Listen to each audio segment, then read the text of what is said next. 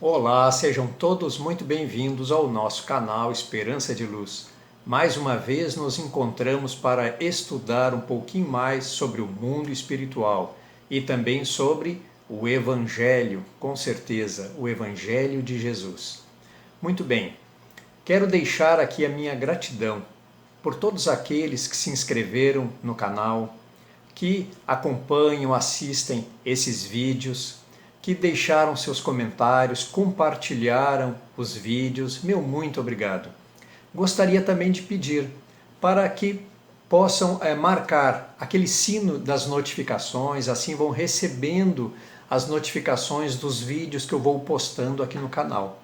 E quem se sentir confortável, quem gostou de assistir a esses vídeos, peço para marcar aquele sinal positivo, o like, porque com esses registros, esta plataforma do YouTube faz uma divulgação com maior intensidade desses vídeos, desses estudos, desses esclarecimentos, a todos aqueles que buscam no YouTube temas semelhantes a este. Então contribui muito para a divulgação dessa doutrina, desse conhecimento do mundo espiritual. Muito bem, o vídeo de hoje irá falar sobre Paulo de Tarso, Paulo apóstolo, e a sua expressão muito conhecida de todos, muito estudada em palestras, em seminários, nos estudos. Falo sobre a expressão combati o bom combate, completei a carreira, guardei a fé. Quem já não ouviu essa expressão, não é verdade? Essa expressão ela está inscrita na segunda carta a Timóteo, no capítulo 4, versículo de 7 a 8. Nós vamos aqui nesta apresentação separar essas três partes que compõem a expressão combati o bom combate, completei a carreira e guardei a fé. E aí iremos fazer o estudo mais aprofundado sobre cada uma parte dessa expressão. Então assim nós vamos, com essa evolução da apresentação, demonstrar o quanto que traz de importância, o quanto que traz de conteúdo essas três partes que compõem essa expressão tão conhecida de Paulo apóstolo. Vamos enriquecer cada vez mais o nosso conhecimento, inclusive, do Evangelho de Jesus. Gostaria de começar a falar sobre o tema da apresentação, trazendo um breve resumo a respeito da vida de Paulo de Tarso. Como já comentei em outra apresentação, Paulo é seu nome romano e Saulo seu nome hebreu. Algumas vezes encontramos a expressão Saulo e em outras Paulo. Pode gerar alguma confusão em quem não tem um conhecimento um pouco mais aprofundado. Ele nasceu entre os anos 5 e 10 da Era Comum, em uma família comerciante na cidade de Tarso, que está localizada na região histórica da Cilícia, lá na Turquia, na foz do rio Tarso, que deságua no mar Mediterrâneo. Seus pais eram judeus, mas gozavam de privilégios da cidadania romana, haja vista a família de Paulo fornecer tendas aos soldados romanos. Ainda adolescente, Paulo foi enviado a Jerusalém para estudar profundamente a religião e a cultura hebraica. Paulo iria se transformar num sacerdote judeu. Em Jerusalém, durante 5 anos, foi educado como discípulo do famoso sacerdote Gamaliel, que era muito influente rabino no Templo de Salomão. Foi nessa época que ocorreram os grandes eventos do cristianismo, onde houve realmente um levantamento dessa nova, digamos na época chamada seita cristã, o movimento cristão, o movimento dos irmãos do caminho. Lembram dessa expressão? Muito bem. Com a grande conversão dos judeus ao cristianismo em Jerusalém, Saulo torna-se perseguidor das primeiras comunidades cristãs e participou do apedrejamento de Estevão. Convido aqui a todos a buscarem esta obra Paulo e Estevão para estudar, ler e estudar, narrada por Emmanuel ao nosso Chico Xavier. Excelente obra. Muito bem, então, como ocorre a conversão de Saulo no grande apóstolo Paulo? Acredito que muitos conheçam a história. A caminho de Damasco, Saulo tinha a missão de prender os divulgadores do cristianismo, principalmente Ananias, que era um grande divulgador de Jesus. Ocorre que durante o percurso teve a visão de uma luz incandescente que o cegou por 3 dias, e essa luz era Jesus. Saulo é levado até Damasco, sem a visão, cegado por aquela luz incandescente, pelos seus companheiros até a cidade e se hospeda, e fica 3 dias sem se alimentar. Assim, amando de Jesus, Ananias, a quem Saulo iria prender, não é? Vai ao encontro de Saulo, põe a mão sobre a sua cabeça, sobre a sua fronte, e no mesmo instante a visão é recobrada. Ou seja, Jesus pede a Ananias, que ia ser preso por Saulo, para ir até ele para recobrar a sua visão. Olha como Jesus já enxergava lá na frente um grande apóstolo, um grande divulgador dessa nova doutrina, não é? Muito bem. Saulo então fica perplexo ao recobrar a visão, retira-se para o deserto da Arábia, a fim de refletir e mudar os rumos de sua conduta e de suas convicções. Ou seja, transformou Saulo. Saulo ficou completamente numa situação em que ele percebeu o quanto que ele estava errado. A partir daí, então, ele adota o seu nome romano de Paulo e sai pelo mundo em expedições missionárias pregando o Evangelho de Jesus. Nestas missões, é preso algumas vezes, agredido muitas vezes pelos judeus, e convido todo, inclusive, a ler o Atos dos Apóstolos, que trata com riqueza de detalhes todas essas situações das missões, as viagens, as agressões que Paulo sofria pelos judeus, estava sempre amparado pelos as pessoas, os amigos que o acompanhavam, que o protegiam, e ele, de uma forma destemida, pregava mesmo sendo agredido. Veja a força que o nosso Paulo de Tarso tinha no seu coração, na sua mente. Muito bem, em 64, após o incêndio em Roma, que recaiu sobre os cristãos, não é? Paulo é novamente preso e levado aos arredores de Roma. É condenado à morte por Nero e no ano de 67, então, ele é executado. Paulo fez muitas amizades em suas missões, principalmente com Timóteo, que nós já vamos agora relatar, com Silas, Tito e, por fim, lá na prisão em Roma, ele recebe a visita de Lucas, apóstolo Lucas, que lhe dedica toda a atenção e cuidados e fica prestando atenção nas falas, nos ensinamentos de Paulo, porque ele tem muito a ensinar. Gostaria de lembrar aqui então rapidamente, onde vamos abordar um pouquinho, quem foi Timóteo, a quem Paulo escreveu as cartas. Timóteo foi importante e dedicado servidor do Evangelho, além de grande amigo de Paulo. Acompanhou em sua primeira viagem à Grécia, sua primeira missão à Grécia, e mais tarde serviu como emissário junto às primeiras comunidades cristãs gregas, inclusive Corinto. Paulo chama Timóteo de seu irmão e colaborador. Olha o carinho que Paulo tratava a Timóteo. Segundo consta, Paulo consagrou Timóteo como bispo de Éfeso no ano 65, onde ele teria servido por 15 anos. Timóteo serviu como bispo em Éfeso durante 15 anos. Muito bem, então agora vamos detalhar brevemente sobre a segunda carta de Paulo dirigida a Timóteo. O que nós podemos extrair de ensinamentos desta carta? Quero aqui registrar os principais ensinamentos deixados por Paulo nesta epístola, nesta carta a Timóteo. Valor da oração. Olha os ensinamentos que Paulo deixou. Precauções contra os espíritos enganadores. Olha só, desde lá de Paulo falando sobre espíritos enganadores. Olha que coisa interessante.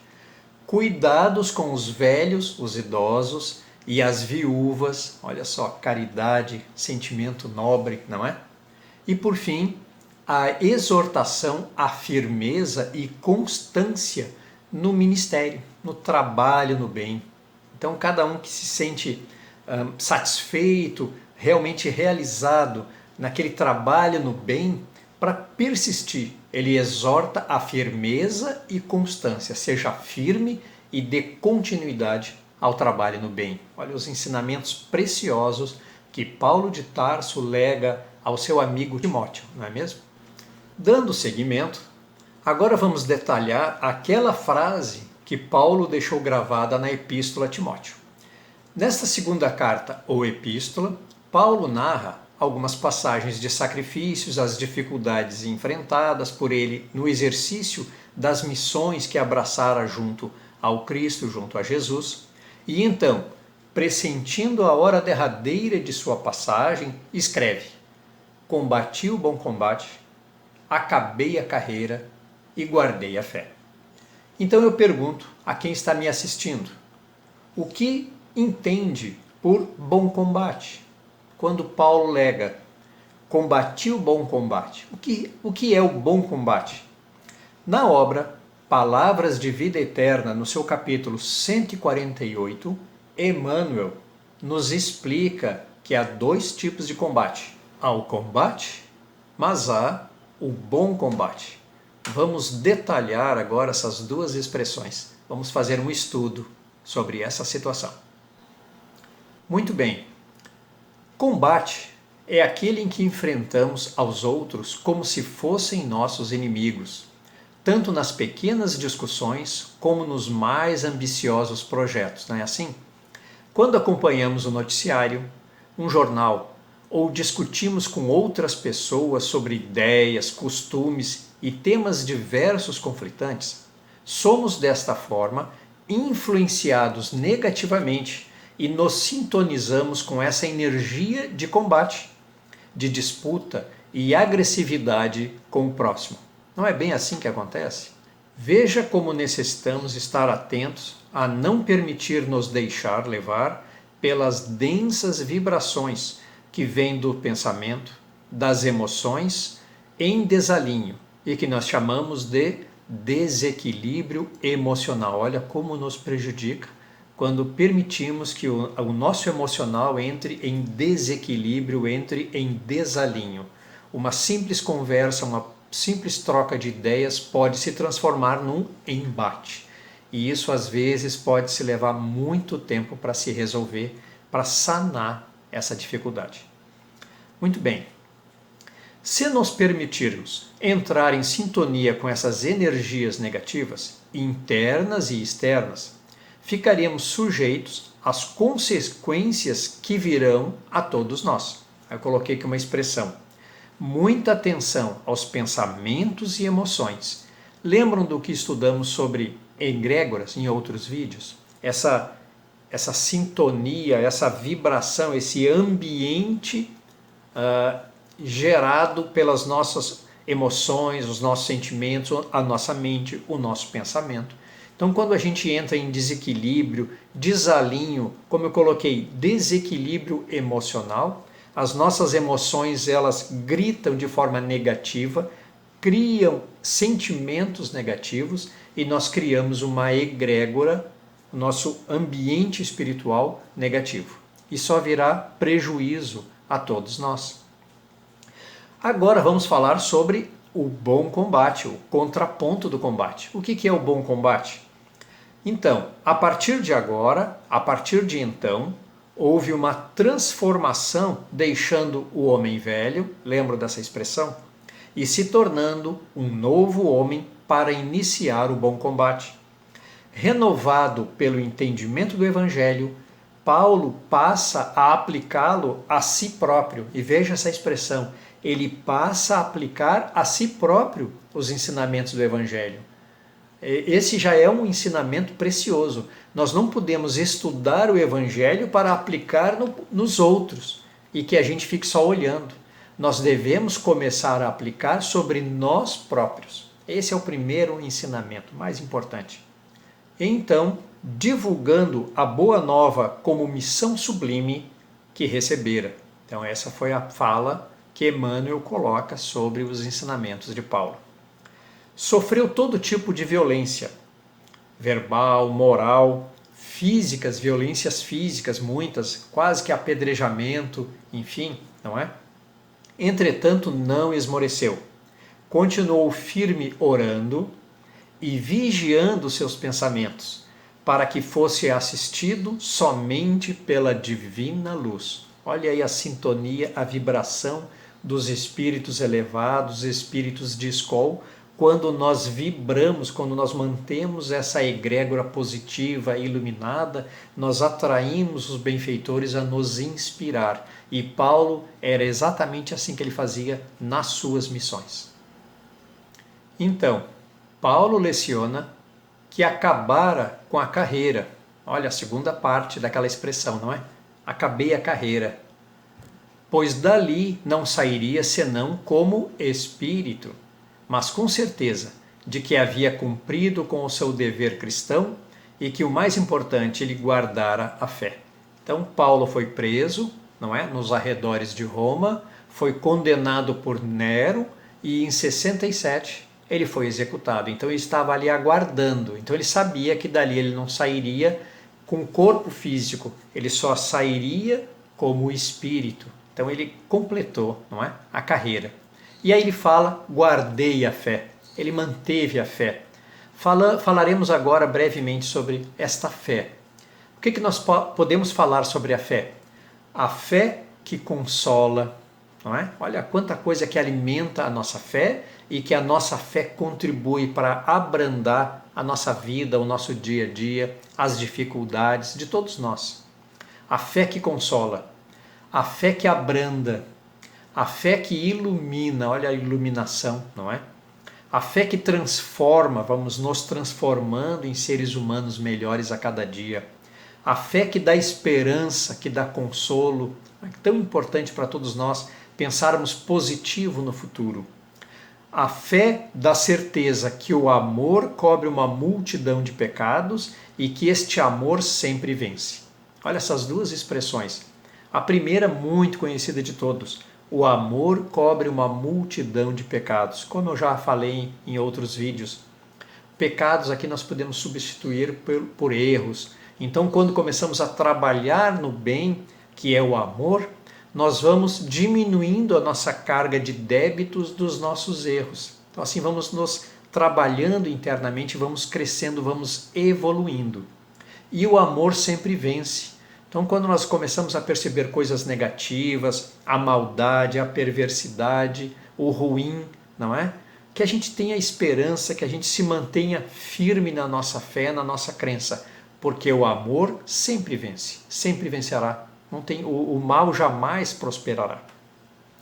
Agora eu pergunto a quem me assiste: e nós? Como agimos? Com o combate ou com o bom combate?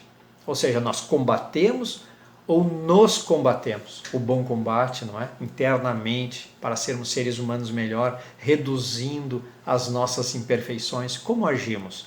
Nós jogamos o combate para cima das pessoas, pela mínima coisa que a pessoa diga, ou nós agimos com o bom combate sobre nós próprios? Costumamos reclamar de tudo e de todos, sem nos darmos conta de que o nosso verdadeiro e bom combate devemos travar internamente. Como? Então agora eu vou colocar 3 expressões. Através do autoconhecimento, sempre o autoconhecer, saber onde é que estão as suas falhas para buscar corrigi-las, não é? Admitindo nossas falhas. Então, primeira coisa, não pensarmos que já somos luz. Nós temos pequenas chamas, como se fosse uma velinha acesa, mas temos muitas imperfeições ainda a corrigir. Então nós precisamos admitir as nossas falhas, porque nós somente aceitaremos tomar o remédio se nós nos considerarmos enfermos. E a enfermidade são esses vícios, são esses erros, essas imperfeições que toda a humanidade terrestre carrega. E o terceiro, na construção do novo homem, ou seja, deixar que morra aquele homem velho dentro de nós e que possa crescer o homem novo. Importantíssimo ensinamento. Quero colocar agora uma imagem de uma ave, de um pássaro, de uma pomba, a pomba da paz, com as suas duas asas. Então, uma das asas do pássaro espiritual que somos todos nós, uma das asas é a sabedoria, ou seja, a ação no bem. E a outra asa, que é o amor, o sentimento nobre que há dentro de cada um de nós. E a nossa missão aqui como encarnados é a busca deste equilíbrio. Ou seja, uma ave apenas com uma asa ela consegue voar? Não. Então nem apenas com sabedoria, com ação, e nem apenas o sentimento sem a ação. Então nós precisamos ter a sabedoria e o sentimento. Então nós teremos as duas asas e aí realmente nós, enquanto um pássaro espiritual, alçaremos voos celestiais rumos à angelitude. Eu já coloquei isso em outra apresentação. É muito interessante, convido todos a assistir essa apresentação, essa palestra sobre a sabedoria e o amor. É muito interessante. Quero deixar agora também regras de ouro para o bom combate. Não é? Eu acho que é importantíssimo que nós colocamos metas, vamos colocar objetivos para nos aproximarmos do bom combate. Nos momentos de fraqueza é que devemos nos recolher em nosso íntimo, ou seja, quando surge alguma situação que nós nos sentimos desconfortáveis, agredidos, nós não devemos reagir, nós devemos, isto sim, agir com calma, ou seja, não respondendo na mesma vibração negativa de que de repente alguém está sobre nós, nos atacando, nos ofendendo, enfim, dizendo inverdades. Nós não devemos reagir. Isto sim, nós devemos agir com calma, sabedoria, resiliência, não é? Quer saber ser calmo, ser um ser humano pacífico. Essa é a expressão. Sem dúvida, temos que exercer o bom combate orando e vigiando nossos pensamentos sempre. Os nossos pensamentos têm que estar sob controle, porque se os nossos pensamentos se descontrolarem, eles irão gerar sintonias e vibrações negativas que irão atrair. Então, sempre nós falamos aqui, vibração e sintonia. Então, se nós queremos atrair os benfeitores espirituais, as questões positivas, nós devemos vibrar com bom pensamento, pensamento positivo também.